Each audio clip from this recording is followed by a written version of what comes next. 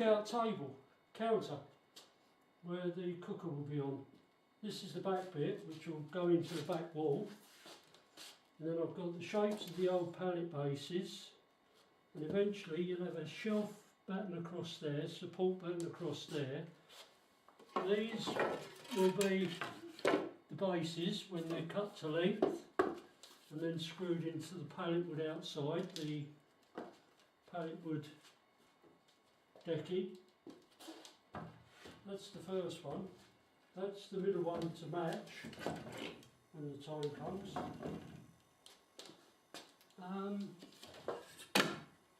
I've cleaned those up, cut them, now I've got to do one more.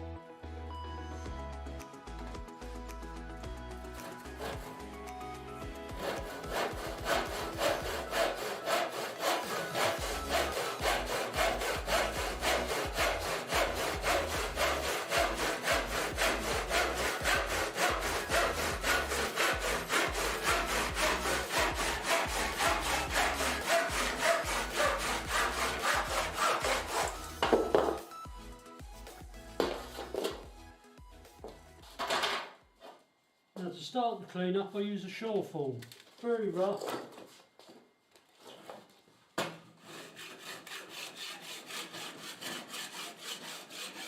It just saves on the sanding disc some sandpaper, which you can use afterwards for finishing it off.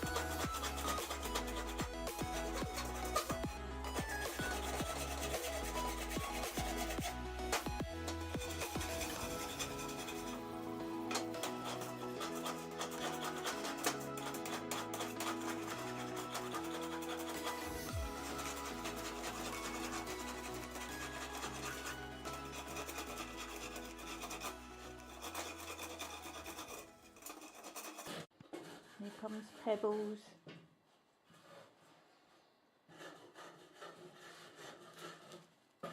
Waiting till we've finished.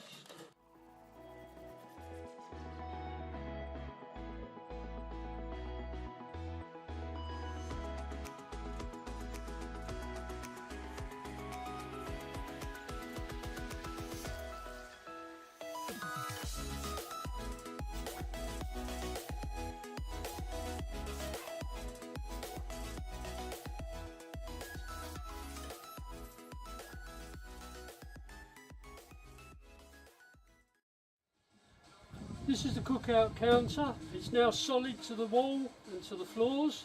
I put some rails in for shelves later, and I put some supports in which I've got to make a top to put on there. I'm not putting doors on it, that way you can see if anything's gone in there, hiding, whatever. Gas bottle there, which will go to the 2-ring cooker with a little grill.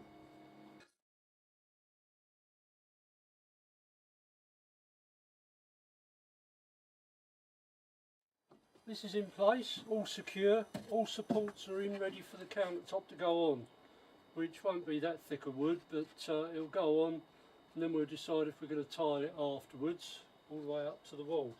Gas bottle's down there, so when the 2-ring burner and the little grill sits there, that's where it will connect. Now if you remember, when we got the goods from the container, we had a sort out, we ended up with a swimming pool structure of poles. Well, I've modified them, so I've now got my roof support in place. Pretty good use of that. There's a foot up there, by the way, on the top, as well as one on the bottom, screwed in place.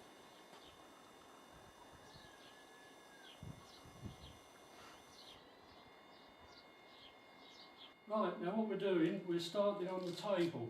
As you can see, they're strange shapes, but these were actually the pallet supports, where the timber would be across the top and an odd three across the bottom, so the forklift could go in. And I thought I'd use the shape for the table. So there we have it. These are the legs. They're not in place yet, they're just lying there because I've got to clean them up. And that's it, upside down. I've just laid bits to stop it all falling over at the moment, but we'll show you more about that when we get there. These two are cleaned up. I've got more bits to do. The main arms are cleaned up, but yeah, we'll get there. Once it's cleaned up and screwed together, we'll show it to you. Right, the framework's done, and I've put the extra support in the middle, just like I did here, because as with any pallet wood, if it's got a slight bow to it, when you fix it on, you can pull it down in the middle, and the less gap between the two makes it sturdier and flatter, which means you'll have less planing and cleaning up to do to give you a flat surface. We've got some old pallet wood, not yet cleaned up, but the idea is they will go on, screw down. Not so clever that bit, but again we can work it out. Looks like we've got a spare piece, which we'll probably swap with that. As you can see, it's not even, but once it's put in with two screws in each place, it'll draw it all down, and there we'll go.